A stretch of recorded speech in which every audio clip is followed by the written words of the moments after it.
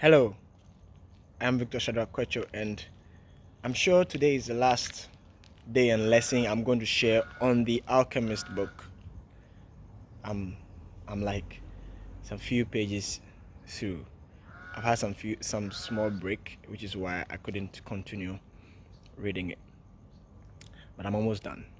I'm sharing this lesson with you because it's very important. Reason being that there are many people out there who are used to what they are and what they do, and they wouldn't want to change. I'm going to read a portion in the book to you, and then I'll share my thoughts on it with you. So this is about a shepherd boy and then a merchant man who deals in crystal glasses, and this is about a conversation they had, and I want to share that conversation with you. I want to read it to you, and then share my thoughts with you on it, and so you also share your thoughts with me on it. Just listen. He was proud of himself. He had learned some important things, like how to deal in crystal, and about the language without words, and about omens. One afternoon, he had seen a man at the top of the hill, complaining that it was impossible to find a decent place to get something to drink after such a climb. The boy, accustomed to recognizing omens, spoke to the merchant. "Let's sell tea to the people who climb the hill. Lots of places sell tea around here." The merchant said, "But we could sell tea in crystal glasses. The people will enjoy the tea and want to buy the glasses. I have been told that beauty is the great seducer of men." The merchant didn't respond. But that afternoon, after saying his prayers and closing the shop, he invited the boy to sit with him and share his hukash. That's strange pipe used for Arabs. "What is it you are looking for?" asked the old merchant. "I've already told you. I need to buy my sheep back, so I have to earn the money to do so." The merchant put some new coals in the hooks and inhaled deeply. I've had this shop for 30 years. I know good crystals from bad and everything else that is to know about crystal. I know its dimensions and how it behaves.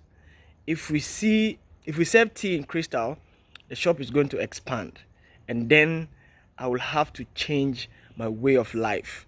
This is a part that really took me aback.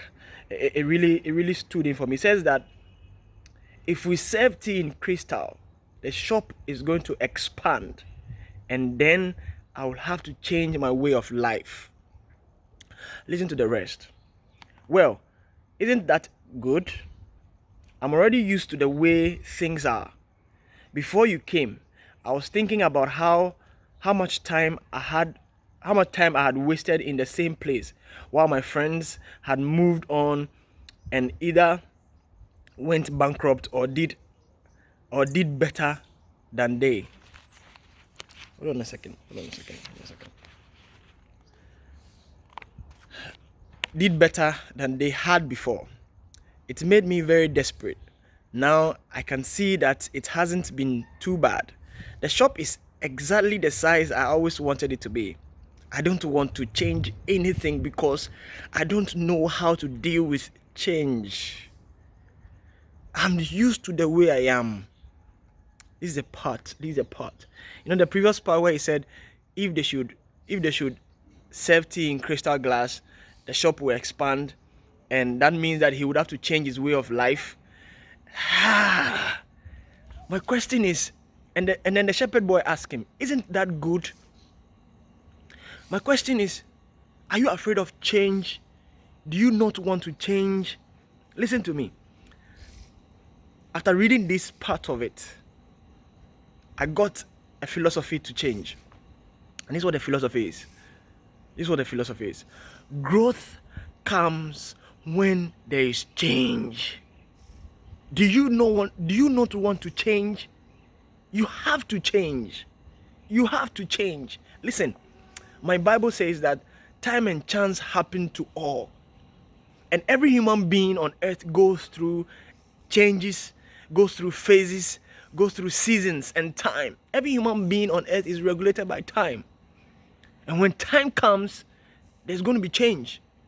You must learn to accept change and change, because when there's change, there's growth. You don't have to envy anybody or jealous anybody because they are doing better, because they seem to be doing well, because you see them maybe buy that new car, buy that new house, or buy that new dress, and you think probably they are doing something devious to get that. No, probably they allowed change. They allowed themselves to change. The merchant man said the shop will expand and he would have to change his way of life. When I started my business, I read a book titled Starting Your Own Business, and there was a quote in the book that says that starting your own business, it will change you. I accepted it, and it has changed me indeed. You need to accept change. I wish I could finish it.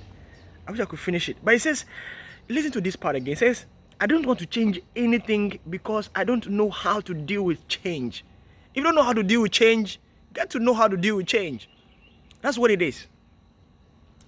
I'm used to the way I am. You don't have to be used to the way you are. You don't have to. Not at all. You don't have to be used to the way you are.